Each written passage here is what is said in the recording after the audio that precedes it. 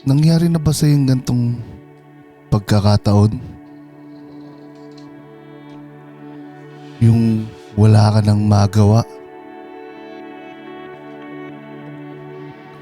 Kasi wala kang trabaho.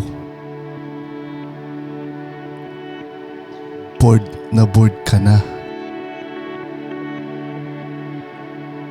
Hays. Ang hirap. Tapos yan, kinakausap ko na lang yung mga isda ko.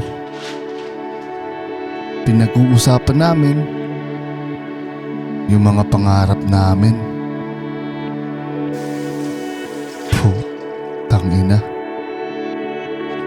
Hugas na naman. Sawang-sawa na ako maghugas.